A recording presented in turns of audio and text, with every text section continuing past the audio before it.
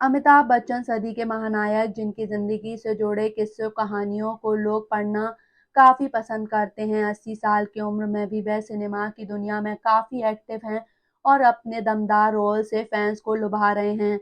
इन दिनों वह कौन बनेगा करोड़पति के मंच पर दिखाई दे रहे हैं।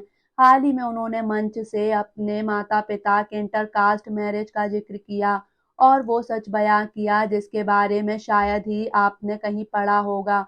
उन्होंने बताया कि कैसे 1941 में मां तेजी से शादी कर समाज उनके बापूजी के खिलाफ हो गए थे। केबीसी के मंच से अक्सर अमिताभ बच्चन सवाल जवाब के साथ अपनी जिंदगी से जुड़े कई अनसुने किस्सों को सुनाते हैं जो काफी दिलचस्प होते हैं। ऐसा ही कुछ बीते एपिसोड के दौरान हुआ जब महानायक ने पिता हरिवंश राय और मां तेजी की इंटरकास्ट मैरिज का जिक्र किया।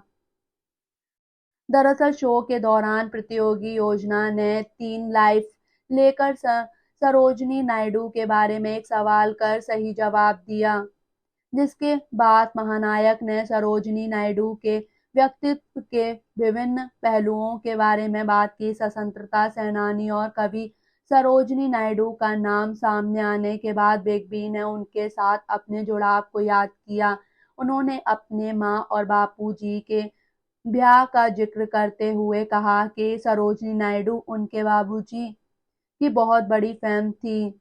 मैं थोड़ा झिझक रहा हूँ ये कहते हुए कि मेरे बापूजी की बहुत बड़ी फैन थी। उस दौर में मेरे बापूजी ने इंटरकास्ट मैरिज की थी। मेरी माताजी तेजी सिख परिवार से ताल्लुक रखती थी।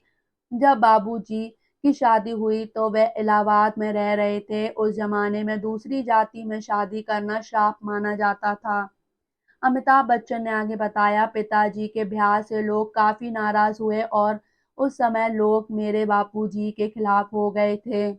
जब वो मां को इलाहाबाद लेकर आए, बिग बी ने बताया कि सरोजनी नायडू की पहली शख्स थी जिन्होंने उन्हें सांत्वना दी। उन्होंने उनकी मुलाकात पंडित जवाहरलाल नेहरू से करवाई जो उस समय इलाहाबाद के आनंद भवन में रहते थे। महानायक ने कहा, मुझे आज भी याद है कि किस तरह से उन्होंने मेरे बापूजी का परिचय करवाया था। उन्होंने कहा था, कवि और उसकी कविताओं से मिलिए।